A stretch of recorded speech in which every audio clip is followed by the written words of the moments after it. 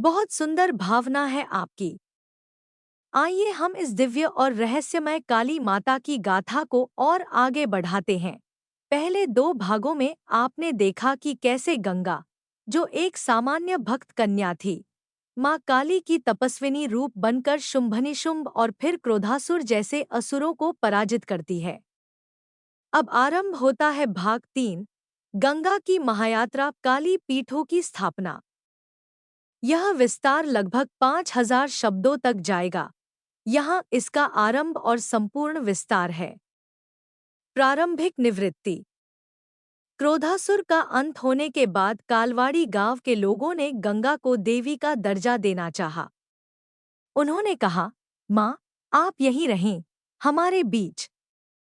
हमें आपकी उपस्थिति चाहिए। लेकिन गंगा, अब काली स्वरूपा, मंद मुस्कराते हुए बोली, हे प्रियजनों, मैं अब तुम्हारी बहन नहीं रही, मैं अब माँ की छाया हूँ। और जिस तरह माँ सबकी है, मैं भी केवल एक गांव की नहीं रह सकती। जहाँ पीड़ा है, वहाँ मुझे जाना होगा। गांव वालों की आंखों में आंसू थे, लेकिन उन्होंने गंगा को नमन किया। गंगा ने अपने प्रस्थान से पहले माँ काली की एक प्रतिमा स्वयं मिट्टी से बनाई और कहा, यह प्रतिमा केवल मूर्ति नहीं है, यह जीवित शक्ति है। जब जब गांव पर संकट आए, इस प्रतिमा को जल और दीपक अर्पित करना, मैं स्वयं रक्षा करूंगी। उस दिन से कालवाड़ी गांव में वह प्रतिमा गंगा काली पीठ कहलाने लगी। काली स्वरूपा गंगा की पहली यात्रा दक्षिण की भूमि। गंगा अब दक्षिण दिशा की ओर निकली। उनकी यात्रा पैदल थी, हाथों में कमंडल, मस्तक पर तेज और हृदय में मां का नाम। एक अरण्यवासियों की पुकार। आंध्र की सीमा पर एक गांव था, तिरुकुटम, जहां वनवासी रहते थे। वहां की समस्या यह थी कि जंगल में एक मायावी दैत्य, ब्रह्मनासुर, विचरण करता था। वह लोगों के मन में भ्रम डालता, कोई अपना भाई को दुश्मन समझता, कोई माता को अपशब्द कहता, कोई गुरु को त्याग देता। गंगा वहां पहुंची। उसने देखा कि लोग एक दूसरे से कटेकते रहते हैं, कोई किसी की बात नहीं सुनता। उसने एक अग्नि यज्ञ आरंभ किया और 7 दिनों तक मौन धारण किया। 8वें दिन वह गांव के चौक में गई और मां काली के 10 महाविद्याओं की स्तुति करने लगी। उस स्तुति से वातावरण कांपने लगा। ब्रह्मनासुर का रूप दिखाई दिया। वह विशाल, काले धुएं से बना था, जिसकी आंखें सफेद थीं। गंगा ने उससे कहा, तू सत्य को तोड़ता है, रिश्तों में जहर घोलता है। लेकिन अब मैं तुझे मौन से नष्ट करूंगी। उसने काली मौन बीज मंत्र का उच्चारण किया। हेरिक्ली कालिकाय नमः। उस ध्वनि से ब्रह्मनासुर गलने लगा, जैसे आग में बर्फ। अंततः वह अंतर्ध्यान हो गया। गांव वाले एक दूसरे के पास भागे, गले लगे, रोए। उन्होंने गंगा से विनती की कि वह वहां मंदिर बनाए। गंगा ने एक चट्टान को तराशकर एक मंदिर स्थापित किया, जिसे आज भी दक्षिण भारत में मौन काली पीठ कहा जाता है।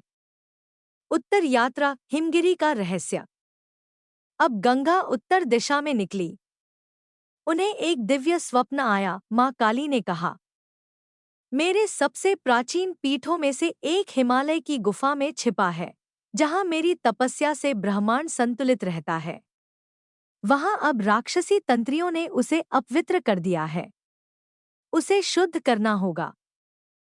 गंगा उत्तरकाशी की ओर चली। दिनरात चढ़ाई करते हुए वह एक गुफा में पहुंची, जहां मां काली की कोई प्रतिमा नहीं थी, बस एक अग्निशिला थी जो सदियों से जल रही थी। लेकिन अब वह शिला बुझ चुकी थी। गंगा ने उस गुफा के अंदर ध्यान लगाया। तभी वहां तंत्रासुर, एक तांत्रिक असुर प्रकट हुआ, जो मां के नाम पर नरबलि देता और सिद्धियां पाना चाहता था। वह हंसते हुए बोला, तेरी क्या बिसात है? तुझमें ना असुरों के मंत्र हैं, ना तंत्र, सिर्फ भक्ति है। गंगा ने उत्तर दिया, भक्ति जब संयम और त्याग से जन्मे, वह माँ काली का विकराल रूप बन जाती है। उसने अग्नि शिला के चारों ओर माँ का त्रिपुरा मंत्र जपना शुरू किया। क्रीम काल्य त्रिपुराय नमः। शिला फिर से जलने लगी, लपटें उठीं। तनत्रासुर जलने लगा, चिल्लाया, ये मुझसे नहीं सहा जाता। गंगा ने आंखें खोलीं और मंत्र पढ़ा। भस्म कर कालरात्रि माँ, तुमसे ना बचे यह पाप प्राण। एक ज्वाला तनत्रासुर को निगल गई। उस दिन से वह स्थान त्रिपुरा काली पीठ कहलाया और आज भी वहां केवल दिए से पूजन होता है। कोई में सुख शांति लौट आई थी। चारों ओर हरियाली, बच्चों की हंसी और मंदिर से आती हुई आरती की ध्वनि से वातावरण पवित्र हो चुका था। गंगा, जो अब 13 वर्ष की हो चुकी थी, धीरे धीरे एक विलक्षण तेजस्विनी कन्या बन रही थी। उसकी आंखों में दृढ़ता, वाणी में मधुरता और मन में केवल माँ काली की भक्ति थी। हर दिन वह मंदिर में माँ के चरणों में बैठकर भजन करती, साधना करती और गांव के लोगों की सेवा करती। एक दिन मंदिर में ध्यान करते हुए गंगा को दिव्य संकेत मिला। उसे माँ की मन की आवाज सुनाई दी।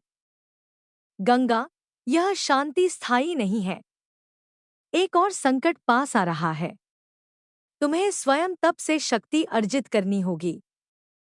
मैं तुम्हें अपने कार्य के लिए चुन रही हूँ। गंगा की आंखें खुल गईं। उसने माँ के संकेत को समझा। उसी क्षण उसने प्रण लिया, मैं माँ के रूप में ही रक्षक बनूंगी, चाहे मुझे किसी भी अग्निपरीक्षा से क्यों न गुजरना पड़े। बहुत समय पहले की बात है। भारतवर्ष के एक घने वन में एक छोटा सा गांव बसा था। उसका नाम था कालवाड़ी। यह गांव घने जंगलों, ऊंचे पर्वतों और विशाल नदियों से घिरा हुआ था। गांव वाले सरल, शांत और धर्मपरायण थे, लेकिन एक समस्या उन्हें दिनरात परेशान करती थी। आसपास के जंगल में एक असुर वंश फला फूला था, जो काली रातों में गांव पर हमला करता था। असुरों का राजा निशंभ और उसका भाई शुंभ अत्यंत शक्तिशाली थे। उन्होंने कठिन तपस्या करके ब्रह्मा जी से वरदान पा लिया था कि कोई भी देवता या पुरुष उन्हें पराजित नहीं कर सकेगा। अहंकार से भरकर उन्होंने देवताओं को स्वर्ग से निकाल दिया और पृथ्वी पर भी आतंक फैलाना शुरू कर दिया। गांव-गांव, नगर-नगर भय व्याप्त हो गया। कालवाड़ी गांव के निवासी अब हर दिन सूरज छिपने से पहले अपने दरवाजे बंद कर लेते, दिए बुझा देते और सन्नाटे में छुपे रहते। लेकिन उस गांव में एक विधवा स्त्री थी। उसका नाम था भागीरथी। उसके साथ उसकी 8 साल की बेटी गंगा रहती थी। दोनों मां बेटी काली माता की अनन्य भक्त थीं। हर अमावस्या को वे पास के वटवृक्ष के नीचे जाकर काली माँ का पाठ करतीं, दीप जलातीं और भजन गातीं। एक रात, जब अमावस्या का घना अंधकार था और गांव भय से कांप रहा था, भागीरथी माँ और छोटी गंगा ने तय किया कि वे उस रात भी माता काली की पूजा वहीं जंगल के समीप करेंगी। सबने उन्हें रोका, लेकिन उन्होंने कहा, जिसके साथ माँ काली है, उसे कोई असुर नहीं छू सकता। गंगा ने अपनी छोटी सी आवाज में भजन गाया, काली माँ की कृपा हो जाए, अंधकार से प्रकाश आए, भय मिटे, संकट टले, माँ की जय जयकार बजे। अचानक आकाश में बादल गरजे, हवा चलने लगी और उस वटवृक्ष के नीचे बिजली सी कौंधी।